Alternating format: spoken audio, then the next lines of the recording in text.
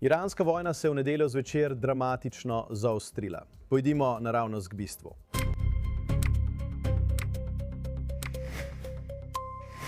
Alex, Hezbollah je napadel Izraelce čez mejo, temu pa je sledil izraelski zračni napad na sosesko Dahije v Bejrutu. NATO se je v odgovor na napade v Bejrutu vmešal Iran in izstrelil skupno 24 balističnih raket na Izrael. Vpleteni so bili tudi Hutiji, ki so zgodaj v ponedeljek zjutraj napadli Izrael. Izrael je izvedel povračilni napad, v katerem so zadeli vojaške baze, raketni izstrelnik na tovornjaku in petrokemično tovarno v Iranu. Domnevno je ta obrat proizvajal materiale za balistične rakete. In nato so sledila prizadevanja za deeskalacijo. Predsednik Trump je dejal, da morata obe strani odnehati in prenehati. In trenutno imamo ponovno krhko prekinitev ognja. Huti še naprej streljajo na državo Izrael. O tem bomo govorili čez nekaj minut, ampak tukaj je bilo res precej hektično obdobje, v resnici le 12 ur, če vse skupaj združimo v eno. Točno tako. Veš, junija pred več kot letom dni smo imeli 12-dnevno vojno. In zdi se, da smo imeli prejšnjo noč ali v nedeljo zvečer v ponedeljek 12-urno vojno, kjer se je zdelo, kot da bi se lahko znova znašli v veliki eskalaciji. Očitno je šlo za eskalacijo, prvič, odkar je predsednik Trump razglasil premirje, da smo videli Iran, kako izstreljuje balistične rakete na Izrael. Izstrelili so 24 balističnih raket na Izrael, vključno na Haifo in na metropolitansko območje Tel Aviva. In potem je Izrael prvič po premirju izvedel povračilni napad globoko v Iranu. Kot ste omenili, so zadeli petrokemični obrat, kar dokazuje, da lahko Izrael napade tudi energetske objekte. Omenili ste, da je to lahko povezano tudi s proizvodnjo balističnih raket. Morda je bila to ena od tovarn, kjer Iran izdeluje gorivo ali celo trdno gorivo za balistične rakete. Obstajajo poročila o ciljenih atentatih na vodje IRGC in tudi o napadih na sisteme raketne obrambe. Kateri moški? Verjame se, da bi lahko bili nekateri od teh kitajski sistemi zračne obrambe so bili dostavljeni po prekinitvi ognja. Torej veste, Izrael udarja zelo močno in to počne tudi brez Združenih držav. Iran pa s tem kaže, da ne bo poslušal Združenih držav. Že je obstreljeval 8 držav, odkar je predsednik Trump razglasil prekinitev ognja. Izrael prav tako ne upošteva opozoril predsednika Trumpa in se zaveda, da mora braniti svojo suverenost. In je pripravljen udariti globoko v Iran na strateške cilje, tudi če Trump ne da posebnega dovoljenja. In tudi če Trump ne nudi ameriške pomoči tem prizadevanjem. Rad bi govoril o tem, zakaj se je to zgodilo zdaj. Izrael je napadel v soseski Dahije v Bejrutu, vendar je Hezbollah napadal severni Izrael skoraj vsak dan v zadnjih nekaj tednih. Izrael se je odzival. Kaj je tako posebnega pri Dahijehu, da je Iran zaradi tega celo zagrozil?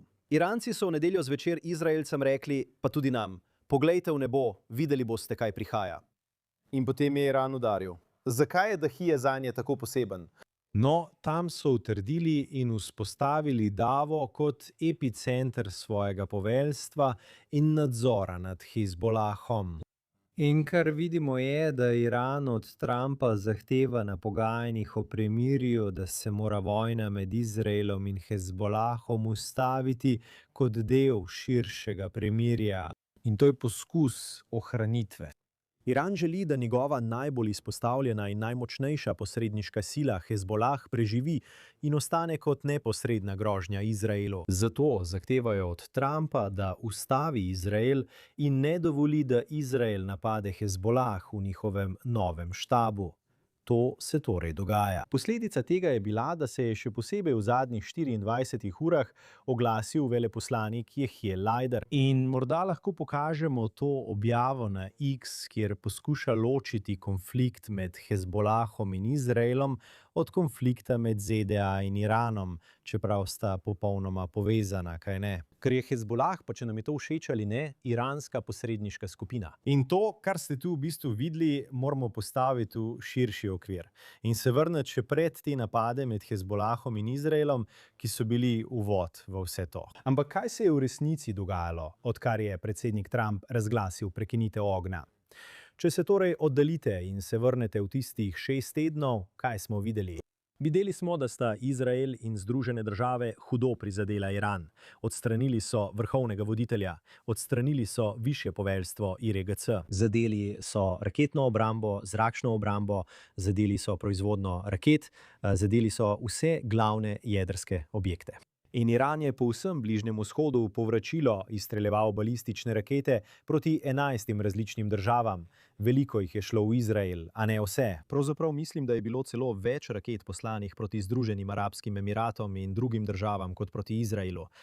In kar so pokazali vsi zavezniki, je to, da so lahko prenesli vse udarce Irana, medtem ko je Iran dobival hud udarec za udarcem. Tako da na koncu teh 6 tednov, če bi sodili konflikt prav tam in takrat, bi zagotovo rekli, da Iran iz tega izhaja kot poraženec.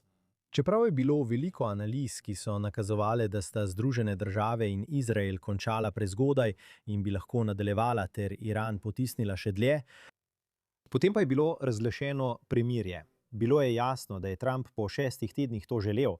Režim je bil še vedno tam. Trump je želel videti, veste, s kom ima opravka, kako obupan je bil ta režim, da bi dejansko prišel do konca konflikta. Ali bi bili pripravljeni opustiti svoje jedrske ambicije, ali bi bili pripravljeni odpreti Hormuško ožino v zameno za trajen konec konflikta in morda nekaj denarja za obnovo vse škode. Tudi kaj smo videli v tem obdobju, odkar je Trump razglasil prekinitev ognja? Iran poskuša ponovno pridobiti svoj položaj v konfliktu. Torej, veste, med vojno je Iran izgubljal. V tem obdobju pogajanj Iran resnično dokazuje predsedniku Trumpu, da je pripravljen ga izigrati. Nenehno naredijo korak naprej, nenehno naredijo korak nazaj. Kažejo neko pripravljenost, da bi morda odprli ožine, a potem tega ne storijo. Potem streljajo na ladje v Perzijskem zalivu, ki plujejo skozi Hormuško ožino. In kar vidite je, da je zdaj minilo še več časa od razglasitve premirja, kot je dejansko trajala sama bitka. In Iranci poskušajo prevarati Trumpa v pogajanjih. In čudno je, ker je predsednik že večkrat v preteklosti rekel, in o tem smo govorili v tej oddaji, da je Trump priznal, da Iranci nikoli niso zmagali v vojni in nikoli niso izgubili v pogajanjih. In poskušajo ga premagati v teh pogajanjih. Torej, kar se je zgodilo zdaj je, da resnično poskušajo, verjamem, ponižati predsednika. In kako to počnejo? Prvič, kot veste, z rahlo zaostritvijo, s tem, da otežujejo prehod ladij skozi Hormuško ožino, preizkušajo ameriško blokado, pošiljajo iransko ladjo proti otoku Kark, ki jo je nato ameriška mornarica onesposobila. Prav? In potem kot povračilo za to, Iran strelja na Bahrajn, na naftne objekte v Bahrajnu, prav tako pa streljajo tudi na nacionalno letališče v Kuvajtu. In zadenejo ga z dronom, povzročijo precejšno škodo na terminalu in ubijajo eno osebo.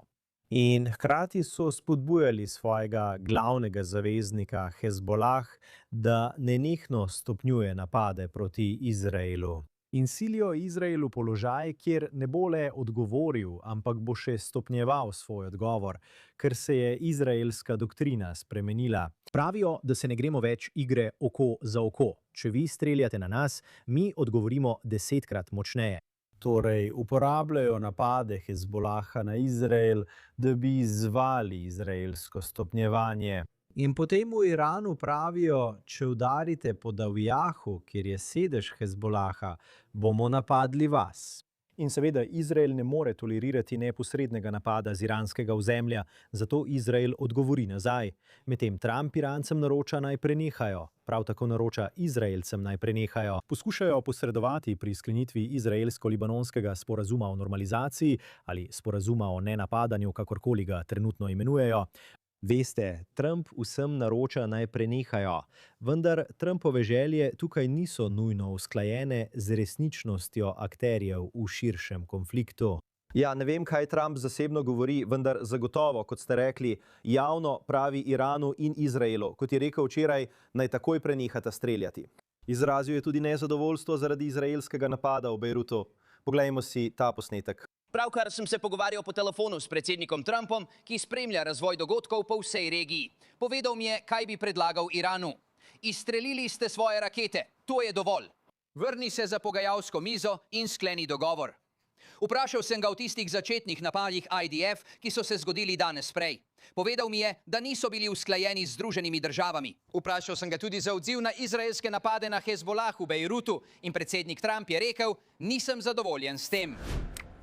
Kljub temu Alex Trump Netanjahuju ni rekel, naj ne napade Irana. In upam, da bomo to videli tukaj v posnetku v nekaj sekundah. Povedal pa je, da želi, da obe strani čim prej prenehata. Poglejmo si to. Imela sva zelo dober pogovor, on je bil napaden in je udaril nazaj. In tega mu ne morem zameriti. Oba sta se preko mene dogovorila, da prenehata. In smo v zaključni fazi dogovora, ki bo zelo, zelo dober in v nobeni obliki ne bo dovoljeval jedrskega orožja ali česa podobnega. In ožina se bo takoj odprla. Odprla se bo takoj po podpisu, kar bi se lahko zgodilo v 2 ali 3 dneh. Torej, Aleksej, pojavile so se novice, da je predsednik Trump jasno povedal premijeju Netanjahuju, naj ne napade Irana. In zdaj imamo vsaj nekaj posnetkov predsednika, ki ni rekel, da ni povedal Netanjahuju, naj udari po Iranu, ampak je po nekaj časa, v tem primeru po nekaj urah, rekel, ustavi se. Prav, mislim, da tukaj vidite, kako se ta vojna odvija v medijih in v objavah na Truth Social in na X, veste, z vseh strani. In kako se to dejansko odvija za zaprtimi vrati, diplomatsko. In imamo vse znake, da čeprav Trump ni nujno želel, da bi Izrael udaril Davija in v Bejrutu, da Netanjahu je predsedniku zelo jasno razložil, da ne morejo dovoliti, da bi se te eskalacije Hezbolaha nadaljevale brez napada na Hezbolahovo poveljstvo v Dahiji. In tudi pojasnil, da se možnosti za dosego dejanskega sporazuma o normalizaciji z Libanonom povečajo, bolj kot onemogočite Hezbolahove zmogljivosti.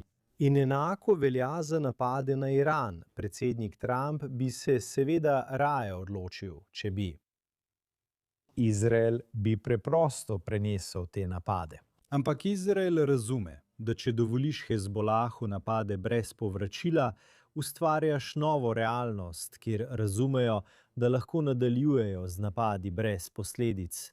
In enako velja za Iran. Tako je Netanjahu pojasnil, da nikakor ne morejo dovoliti, da bi bilo na izraelsko ozemlje izstreljenih 24 balističnih raket, ne da bi Iran za to plačal zelo, zelo visoko ceno. Zdaj, cena, ki so jo plačali, ni bila celotna cena. V redu, obstajajo poročila, da je Izrael pripravljal letala za obsežno povračilno operacijo v Iranu. Morda so bila celo že na vzletno-pristajalni stezi. Točno tako, slišali smo, da so bila na vzletno-pristajalni stezi, vendar smo prav tako slišali poročila, da ko so poveljniki letalskih sil to videli, Trump je rekel, da bo Netanjahuju naročil naj ustavi. Da oni so se celo umaknili, še preden je do tega pogovora z Netanjahujem sploh prišlo. Ker so razumeli, da ne bodo dobili dovoljenja. Ampak Netanjahu in letalske sile so se pripravljali na ogromen povračilni napad. Torej, kar vidite, kar je Izrael naredil, je bilo nekoliko simbolično v primerjavi s tem, kar bi lahko bilo. Mislim, da je bil Izrael zelo pripravljen iti nazaj v stanje popolne vojne z Iranom. Vendar je jasno, da Trump tega noče. Zdaj, hkrati, če Trump dejansko želi priti do dogovorjene rešitve, mislim, da je to, kar je Netanjahu naredil z napadom globoko v Deir ez-Zor, poleg Bejruta in predmesti Bejruta, ter z napadom globoko v Iran, in smo videli, da so bili v Teheranu eksplozije in nekateri od teh ciljanih atentatov, pravzaprav to naredi dogovorjeno rešitev bolj verjetno. Tako kot je Iran poskušal narediti s tem, da je razvlekel te pogovore, je bilo vse manj in manj verjetno, da bi se Trump vrnil k vojaškemu spopadu. In s tem je postajalo vse bolj verjetno, da bo Iran povečal svoje zahteve v pogajanjih. Ko Izrael dejansko izvaja vojaški pritisk neposredno na iranski režim, to Irance naredi bolj prestrašene in bolj obupane, da bi dejansko sedli za pogajalsko mizo in podpisali dogovor. Hkrati, Alex, predsednik Trump je dejal, da je pripravljen razglasiti popolno zmago nad Iranom, morda v naslednjih 2 tednih. Poglejmo si ta posnetek. Mislim, da zmagujemo v tem boju, vendar ga bomo resnično dobili v naslednjih 2 tednih, ko bomo razglasili popolno zmago. To bo popolna zmaga. To se bo zgodilo zelo kmalu in cene nafte bodo strmoglavile. Torej, Alex, morda bo popolna zmaga v 2 tednih razglašena strani ameriškega predsednika Trumpa, tam po naslednji igri, ko pravi, da bi lahko šlo za nekaj dni, morda tednov. Poglejmo si ta posnetek. Imamo tekoča pogajanja v Iranu in z Iranom, ki se niso ustavila.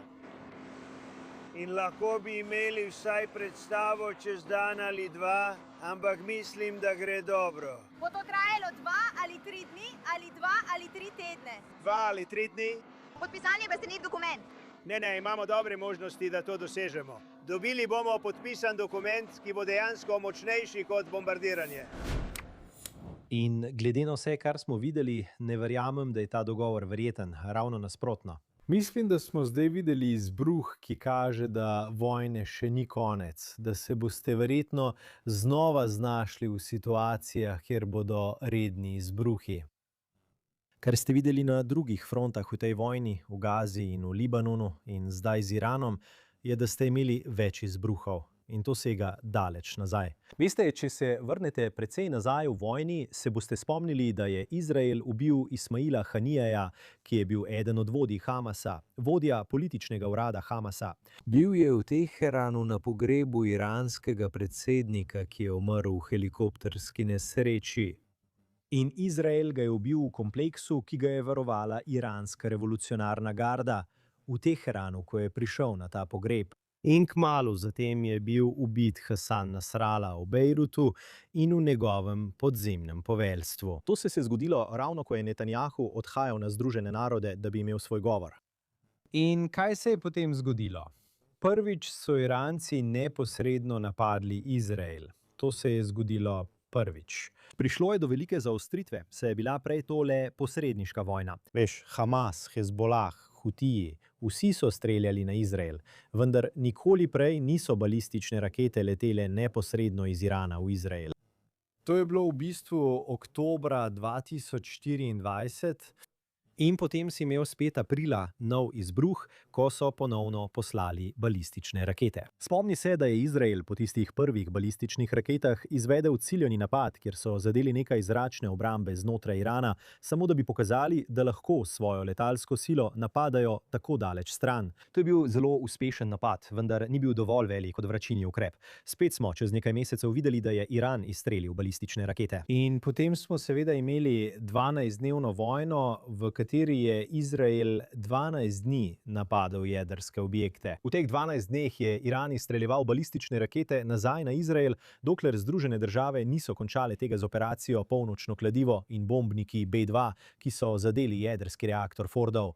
In to je bil, veste, velik izbruh. Ampak to ni bil največji izbruh, dokler ni prišlo do tistega, kar smo pravkar doživeli, konec februarja, ko se je začela 6-tedenska kampanja z operacijo Operation Epic Fury, ki so jo vodile Združene države. Ja, Trump in to?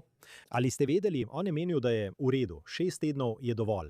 Režim je še vedno na oblasti. Ne vemo, ali bo še nekaj tednov dejansko odstranilo ta režim. Torej, zmanjšajmo svoje izgube in poglejmo, ali bomo s tem dovolj pritisnili na Irance, da podpišejo dogovor. Zdaj, kar je Netanjahu vedno govoril skozi celoten konflikt na vseh straneh, to, da je edini način, da dosežeš dogovor s svojimi sovražniki, ta, da se pogajaš pod ognjem. Trump je upal, da bo grožnja z ognjem dovolj, vendar, kot vidite, ni. Veste, Trump bi imel morda veliko boljše možnosti za dosego dogovora, če bi Amerika in Izrael še vedno streljala. To ni pot, ki jo je izbral Trump. In kot posledica, kaj vidimo? Da bomo prišli do situacij z dodatnimi izbruhi nasilja.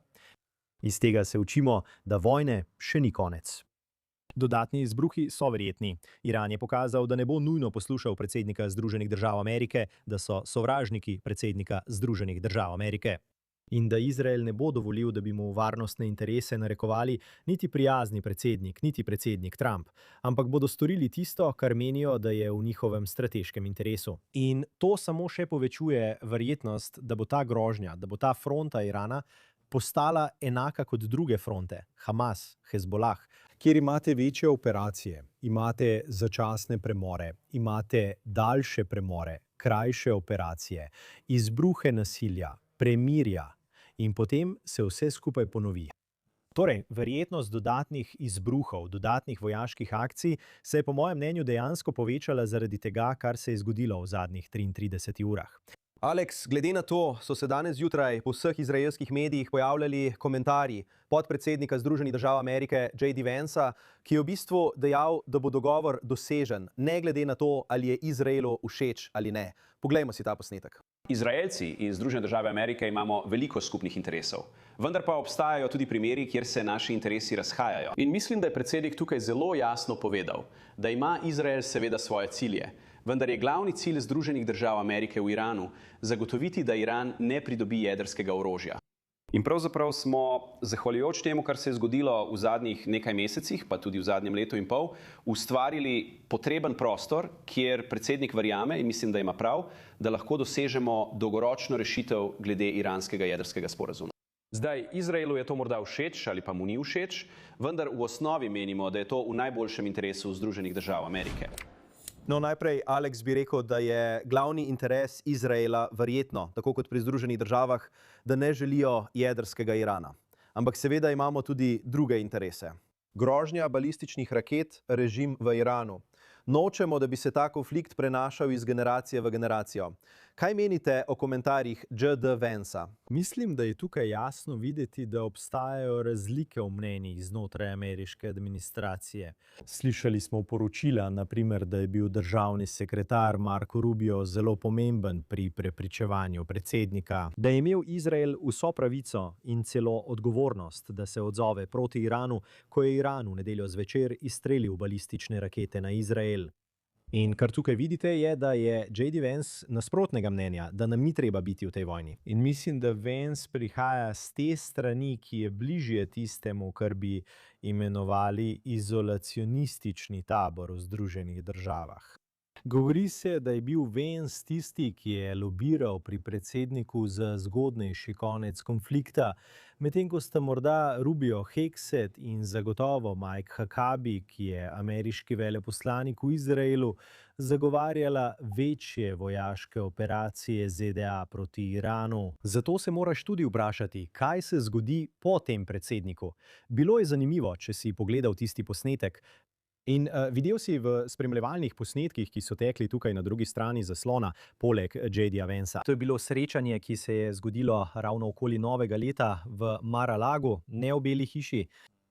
In veš, predsednik Trump je bil tam, Marco Rubio je bil tam, Hegseth je bil tam, J.D. Vance pa ni bil tam. In tega nisi nujno opazil v posnetkih. Ampak veš, mislim, da Vance zagotovo ni tako blizu z Netanjahujem kot Trump in zagotovo kot Rubio in Hegseth, čeprav je premier Netanjahu poskušal vložiti energijo v ta odnos. Ampak vidiš, da so znotraj administracije različni tabori. In zato mislim, da tukaj pravilno izpostavljaš, da, veš, on pravi, da je interes ZDA, da Iran ne postane jedrska sila. To je tudi prvi interes Izraela. Kateri drugi interesi ima Izrael, poleg tega, da Iran ne postane jedrska sila in da iranski teroristični posredniki ne napadajo Izraela? Veš, če bi Izrael lahko prišel do točke, kjer na njegovih mejah ne bi bilo terorističnih posrednikov, ki napadajo in ne bi predstavljali grožnje Izraelu, in če Iran ne bi imel jedrskega orožja in balističnih raket, Izrael ne bi imel nobenih težav. Kakšni so tukaj Izraelovi cilji poleg tega? In kar tukaj vidiš je, da Iran in njegovi teroristični posredniki niso ogrožali samo Izraela, ampak še naprej ogrožajo celoten Bližnji vzhod, celo ta teden. Ponovno napadajo Bahrajn, napadajo Kuvajt.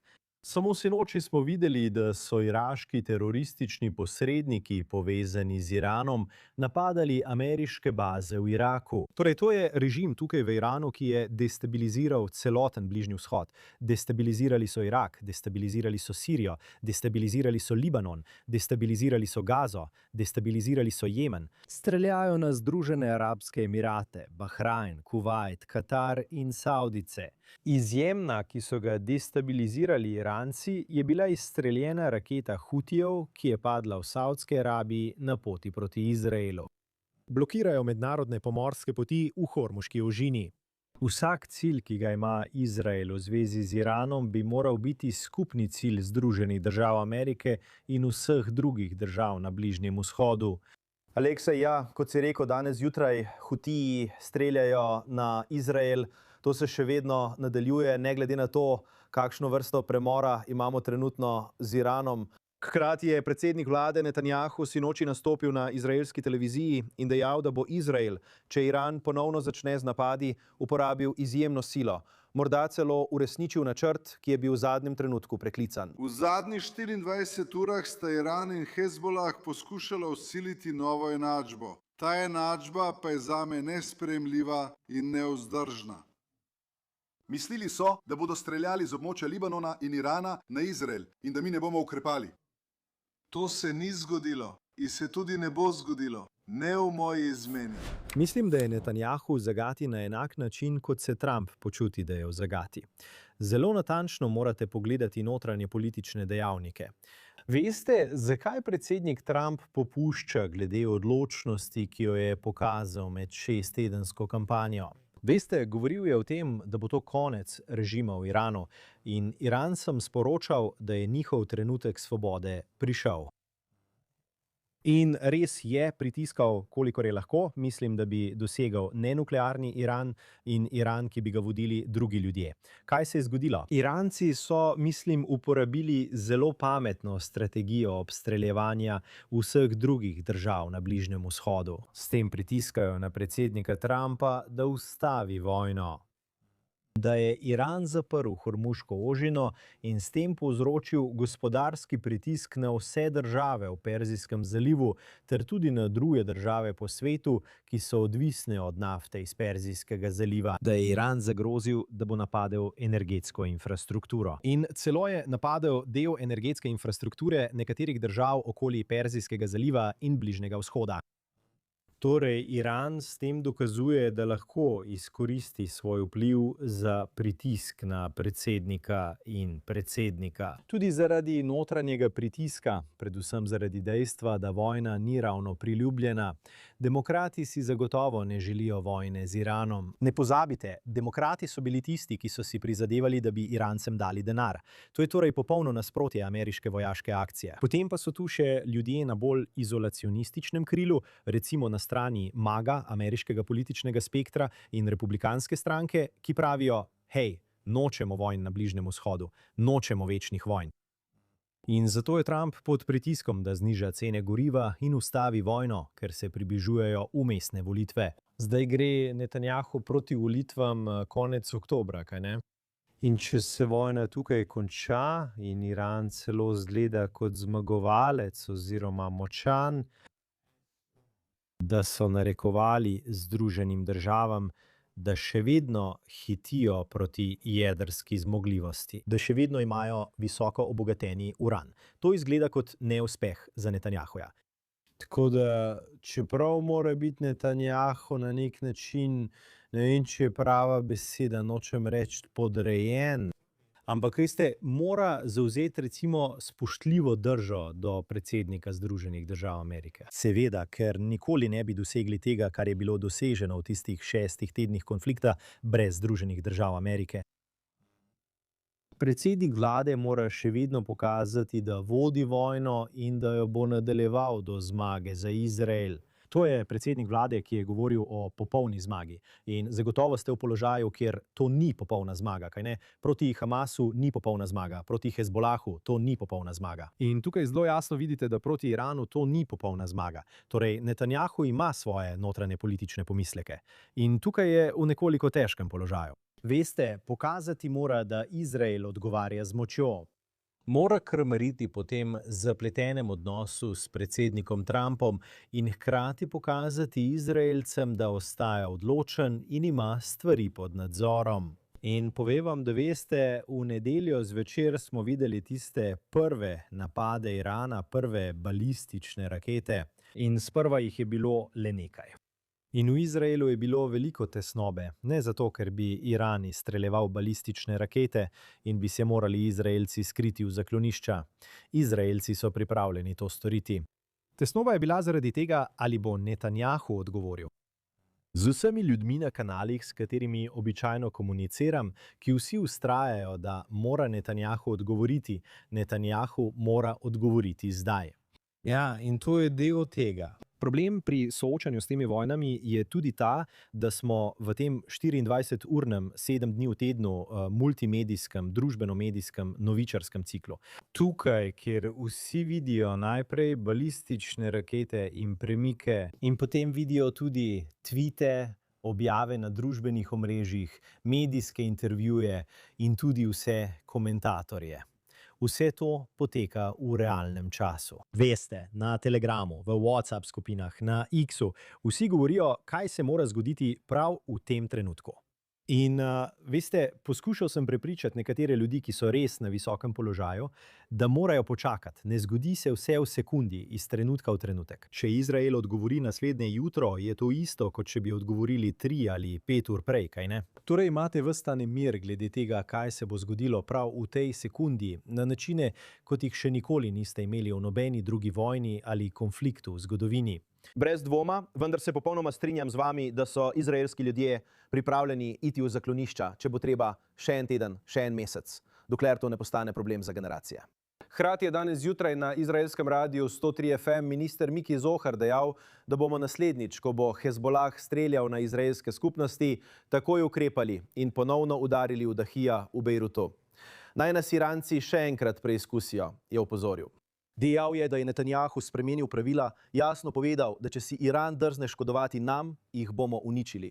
In pravzaprav je izraelska vojska danes zjutraj izdala ukaze za evakuacijo določenih sosesk tam v Libanonu pred morebitnimi napadi. Tako kot si prej rekel, je ta vojna še daleč od konca, čeprav se govori o pogajanjih z Iranom, mirovnem dogovoru z Iranom, karkoli že to pomeni v prihodnjih dneh ali tednih. Ampak tudi danes, po teh 12 urah, Izrael že namiguje, pravzaprav rešuje življenja, mimogrede, ko ljudem naroča evakuacijo. Veš, ljudje ves čas kritizirajo Izrael, poglej, kaj počnete, silite ljudi k evakuaciji. Pravzaprav jim rešujejo življenja, ampak to je postranskega pomena. Moj point je, da še vedno napadamo Libanon in se pripravljamo na to tudi med tem, ko tukaj govorimo. Mislim, da je zelo pomembno razumeti, kaj se je tukaj zgodilo. Iran je rekel, da je njihova eskalacija posledica tega, ker je Izrael napadal v Libanonu. In tisto, kar poskušata objava veleposlanika Leiterja in drugih ponovno ustvariti, je enačba, kjer boj Izraela proti Libanonu nima nobene zveze z ameriškim premirjem z Iranom. Iran posebej uporablja Libanon in Hezbolah kot napredno izpostavljeno proksi silo za napad na Izrael, prav posebej z namenom, da bi poskušal ustvariti razkol med predsednikom vlade Netanjahujem in predsednikom Trumpom, kaj ne? Torej, spet, Trump želi, da bi bilo premirje z Iranom, Iran pravi, v redu, mi ne streljamo. Svojemu proksiju rečejo, hej, vi samo izstrelite nekaj dronov, izstrelite nekaj raket na Izrael. Veš, samo preizkusite teren, poglejte, kako daleč lahko greste in potem poglejte, kakšen bo izraelski odziv, ko Izrael v polni sili odgovori proti tej teroristični entiteti, ki je tik pred njegovim pragom. Potem Iran reče, če napadete Libanon, če napadete Hezbolah, potem ne moremo imeti premirja. In ne samo to, če udarite v Bejrutu, kjer ima Hezbolah svoj sedež, bomo napadli. Tako se Trump obrne in reče Izraelu. Razlog, zakaj Iran zdaj strelja, ste vi. Tako, mislim, da Netanjahu trenutno zelo spretno poskuša narediti nekaj. In to je, veste, del tega, kako vodi vojne, konflikte, vlade, je, da loči izraelsko vojno s Hezbolahom. In pogovore o normalizaciji med Izraelom in Libanonom loči od prekinitve ognja med Združenimi državami, ki vključujejo Izrael in Iranom neposredno. In to vidite takoj potem, ko Izrael reče, v redu, ne bomo začeli te velike operacije proti Iranu. Stopnjevali bomo napade znotraj Libanona. In ko ste govorili o tistem opozorilu za evakuacijo, je bilo to posebej v mestu Tir, ki leži na sredozemski obali. In Tir je pretežno krščansko mesto. In kar ste tam videli je, da Hezbolah zdaj dejansko deluje prav znotraj krščanskega mesta. In to iz več razlogov. Prvič, ker mislijo, da Izrael ne bo napadel znotraj krščanskega mesta. Zakaj? ker je libanonska vlada, naprimer predsednik Aoun, kristjan. To je del načina, kako je libanonska vladna struktura vzpostavljena, saj mora biti predsednik vedno kristjan. In če je tako, bo Izrael v glavnem pogajal s krščansko frakcijo v Iranu, če Izrael napada krščansko mesto. Potem upajo, da se bo Aoun razjezil na Izrael in ne bo normaliziral odnosov. Ker zadnja stvar, ki si jo Iran želi, je, da bi Izrael začel pogajanja z libanonsko vlado in z njo normaliziral odnose. In z vidika odnosov z javnostmi je videti slabo, ko Judi napadajo krščanska mesta. Točno tako. Iz tega naredijo mednarodno PR kampanjo proti Izraelu. Poglejte, kaj počnemo kristjanom na Bližnjem vzhodu. Resnica pa je, mimogrede, da kristjani v Izraelu uspevajo bolj kot v katerikoli drugi državi na Bližnjem vzhodu. Prav, in to je pravzaprav eden od razlogov, zakaj Izrael pravi kristjanom: poslušajte, tukaj moramo ukrepati. Razumete zakaj? Zapustite svoje domove, ker nočemo, da umrete. Kar želimo narediti, je očistiti teroristično infrastrukturo, ker smo znova in znova videli, da Hezbolah, tako kot Hamas, gradi predore pod zemljo. Uporabljajo zasebne domove kot skladišča za orožje in rakete. Poleg tega lahko uporabljajo tudi šole in druge javne objekte. Torej, veste, Izrael mora zelo previdno ravnati, umakniti civilno prebivalstvo, da bi se lahko boril proti teroristom. Zdaj, v Libanonu je situacija nekoliko drugačna kot v Gazi. V Gazi sta prebivalstvo in Hamas skoraj sinonima. V Gazi ni prave opozicije Hamasu. Vsi so sunitski muslimani. Vsi so glasovali za Hamas, vsi njihovi družinski člani so del Hamasa. Ko Izrael odstrani najvišje in srednje vodstvo Hamasa, preprosto novi ljudje iz Gaze prevzamejo položaje in primejo za orožje. V Libanonu imate drugačno situacijo, ker je Hezbolah šiitska teroristična organizacija. Šiiti v Iranu podpirajo Hezbolah, vendar predstavljajo le približno tretjino države. Približno tretjina države so sunitski muslimani, vendar oni ne podpirajo Hezbolaha. In tretjina te države je krščanska in ti zagotovo ne podpirajo Hezbolaha. Tako da veste, v najboljšem interesu kristjanov in sunitskih muslimanov v Libanonu je, da Izrael dejansko še dodatno oslabi Hezbolah. Alex, nikoli ni dolgčas. Nikoli ni dolgčas v tej državi. V dobrem in slabem. Zagotovo ni bilo dolgčasa, še posebej ne v zadnjih 2 letih in pol, vse odkar se je začel ta zadnji val od pokola 7. oktobra do danes. Ni dvoma, da smo v veliko močnejšem položaju. In upam, da bomo še naprej širili te operacije, da bi zadušili to grožnjo proti nam. Naj bo to Hezbolah, Hamas ali Iran, vse te grožnje. In seveda še naprej spremljajte oddajo Jerusalem Minute na JNS TV. To je bila posebna izdaja, Jož Heston tukaj, dopisnik za JNS News, skupaj z Aleksom Trejmanom, direktorjem. Prepričajte se, da si ogledate vso izjemno vsebino, ki jo ponuja JNS TV. Podarite nam super zahvalo, se naročite in zdaj, bolj kot kdajkoli prej, resnično. Obiščite jns.org za najnovejše novice iz Izraela, Bližnjega vzhoda in celotnega judovskega sveta. Želim vam odličen teden vsi skupaj. Se vidimo naslednji teden na Jerusalem Minute tukaj na JNS TV.